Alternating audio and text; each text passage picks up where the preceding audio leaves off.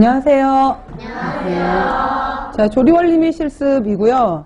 조리원리 및 실습 같은 경우에는 시험 문제 요즘에 이제 나오는 경향을 보시면은 특히 식품학하고 영양사 시험에서도 연결되어 있잖아요. 그래서 식품학 및 조리원리 이렇게 들어가 있고, 여기에 이제 들어가 있는 과목이 식품 미생물 과목이 들어가 있어요.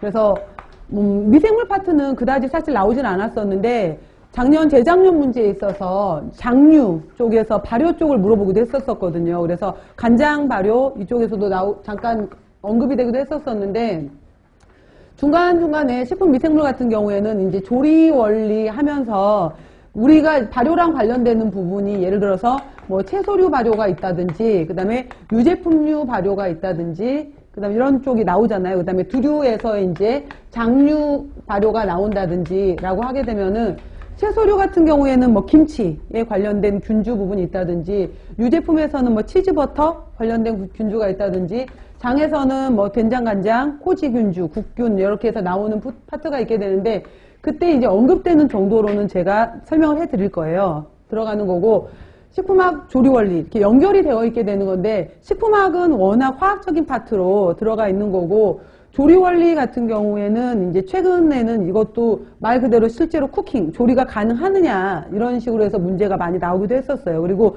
한동안 통합 문제로 나왔을 때는 조리 파트 같은 경우에는 또 연결시켜서 나왔던 것이 단체급식에서 이제 조리가 연결되기 때문에 단체급식으로 해서 뭐 예를 들어서 해썹, 위생하고 같이 더불어서 해썹과 또 여기에 뭐 조리 문제가, 그래서 뭐 고등어 조리 문제가 나오면서 중간에 뭐 검수, 뭐 CCP 단계를 물어보는 것도 나오면서 그날 고등어 조림이 단단해서 잔반율이 높았었다. 잔반율이 높았었는데 왜 단단해졌는지를 설명하고 이거를 해결하기 위한 방법을 제시해봐라. 이런 식으로 해서 통합 문제인 경우에는 식품학 조리 원리로 물을 수도 있고 단체급식 해썹 이런 식으로 같이 들어가기도 했었어요. 그래서 최근 약간 단독적으로 떨어져서 나오긴 하는데, 기본적으로 식품학에 대해서 잘 알아놓으셔야 되고요. 우리가 조리 원리라고도 말을 하지만은 또 배웠던 과목 중에 아마 조리 과학 이렇게도 있었고, 아니면 조리 과학 실험, 식품 뭐 예를 들어서 이 분석 실험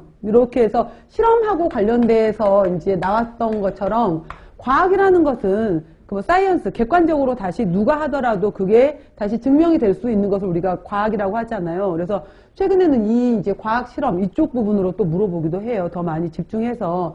그래서 조리 원리 같은 경우에는 굉장히 쉽다고 생각을 하는데 생각보다 굉장히 애매모호하면서 쉽지 않은 파트가 이쪽이더라고요. 그래서 이런 조리 원리 파트가 있게 되는 건데, 간단하게 이제 뭐 작년에 나왔던 기출 문제를 보게 되면은 예를 들어서 조리가 2018년도 문제에서는 비중이 크진 않았었어요. 크진 않았는데 그때 나왔던 문제가 전공 A 파트에서 나왔던 게 캔디 문제가 나왔었어요. 그래서 이거는 이제 정말 그냥 던져주는 문제, 틀리면 안 되는 문제였던 거죠. 그래서 우리가 캔디 나왔을 때 정답에 해당이 됐던 것이 폰당 하고 이제 브리틀 쓰는 게 답이었었거든요. 그래서 폰당과 브리틀 뭐 A, B 이렇게 들어갔던 건데, 이 캔디 부분에 들어가는 내용에서 결정형 캔디와 비결정형 캔디, 그 다음에 결정형 캔디 중에서도 각각의 이제 가열하는, 농축 가열하는 온도가 있었잖아요. 그래서 A 부분에 해당이 되는 것은 114도